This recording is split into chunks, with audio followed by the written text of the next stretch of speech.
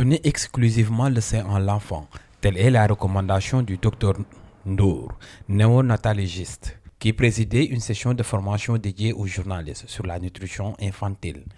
L'événement axé sur le thème « Faire la différence dès le bas âge ». Alors, les avantages de l'allaitement maternel exclusif, ils sont multiples. On pourrait passer 2 journées à en parler sans finir la question.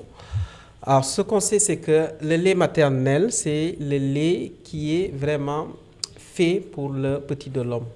C'est un lait qui va apporter à l'enfant non seulement tous les nutriments dont il a besoin, mais il va également apporter des composés bioactifs qu'on trouve dans le... Quand on donne le sein tout de suite à l'enfant dans l'heure qui suit la naissance, ça permet non seulement de lui apporter le sucre et les autres nutriments dont il a besoin, mais ça permet également de lui apporter dans ce premier lait-là, qu'on appelle le colostrum, les anticorps dont il a besoin pour se protéger, se prémunir contre les infections. Il va apporter des hormones de croissance, des enzymes et d'autres éléments bioactifs comme des globules rouges. Et donc, le lait maternel, l'allaitement maternel, c'est le meilleur cadeau qu'on peut donner à un enfant. Dr Ndour a souligné l'importance d'allaiter l'enfant dans l'heure qui suit sa naissance, un geste crucial pour le protéger des infections potentiellement graves. Selon lui, tout retard dans l'initiation de l'allaitement peut entraîner des conséquences néfastes. L'allaitement maternel, l'OMS et les différents organismes recommandent que ce soit un allaitement maternel exclusif de 0 à 6 mois. C'est-à-dire qu'on donne à l'enfant que le sein de sa mère et on ne donne même pas d'eau. Parce que quand on donne de l'eau, alors on va réduire le volume de lait que l'enfant va prendre et l'eau, c'est que de l'eau. Alors que quand on donne du lait maternel, on donne non seulement de l'eau à l'enfant qui va couvrir tous ses besoins, notamment pour l'hydratation, mais on va également donner d'autres éléments nutritifs dont il a besoin. On donne des glucides, on donne des lipides, on donne des protéines. Et en donnant le sein, on donne des vitamines, des sels minéraux et donc tout ce dont l'enfant a besoin.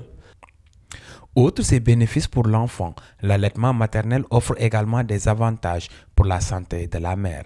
En effet, il constitue un moyen efficace de réduire les risques de cancer du sein et du col de l'utérus, renforçant ainsi l'importance de cette pratique pour le bien-être global de la mère et de l'enfant.